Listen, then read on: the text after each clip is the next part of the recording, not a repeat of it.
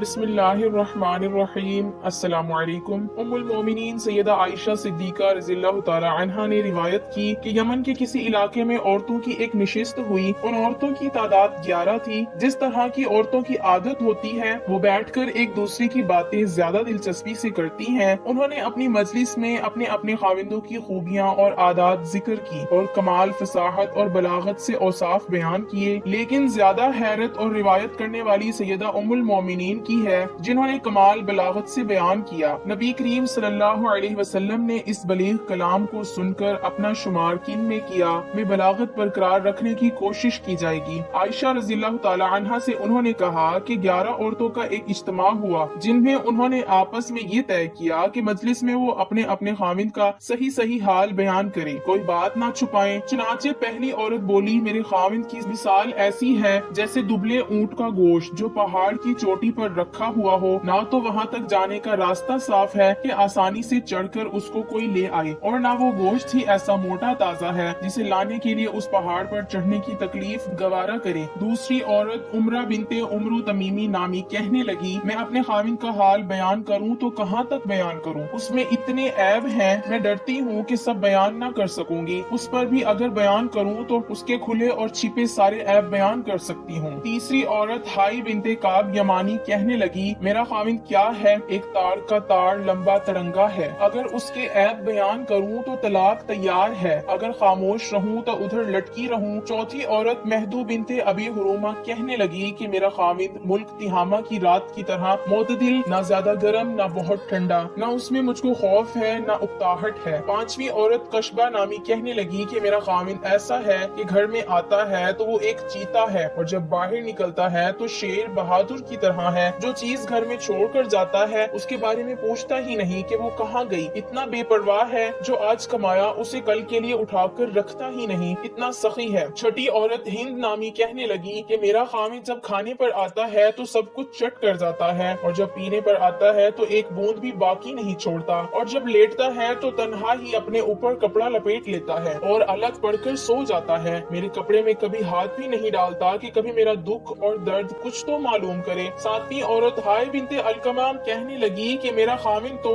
जाहिल या मस्त है, मिलते वक्त अपना सीना मेरे सीने से औंधा पड़ जाता है। दुनिया में जितने ऐब लोगों में एक एक करके जमा है, वो सब उसकी जात में जमा है। कम बखत से बात करूं तो सर फोड़ डाले या हाथ तोड़ डाले या दोनों काम कर डाले। आठवीं औरत यासे बिन औस कहने लगी, मेरा खाविंद छूने में खरगोश की तरह नरम है और खुशबू में सूंघो तो जाफरान जैसा खुशबूदार है। नौवीं औरत नाम नामालूम कहने लगी कि मेरे खाविंद का घर बहुत ऊंचा और बुलंद है, वो कद आवर बहादुर है, उसके यहाँ खाना इस कदर पकता है कि राख के ढेर जमा है, गरीबों को खूब खिलाता है। लोग जहाँ सलाह मशवरा के लिए बैठते हैं यानी पंचायत घर, वहाँ से उसका घर बहुत नजदीक है। 10वीं औरत कबशा बिनते राफिया कहने लगी, मेरे खाविंद का क्या पूछना, जायदाद वाला है, जायदाद भी कैसी बड़ी जायदाद, वैसे किसी के पास नहीं हो सकती। बहुत सारे ऊंट जो जा बजा उसके घर के पास जुटे रहते हैं और जंगल में चरने कम जाते हैं। जहाँ उन ऊंटों ने बाजे की आवाज सुनी, बस उनको अपने ज़िबा होने का यकीन हो गया। 11वीं औरत उम्मे जरा बिनते अकमील बिनते सौदा कहने लगी, मेरा खाविंद अबू जर है, उसका क्या कहना,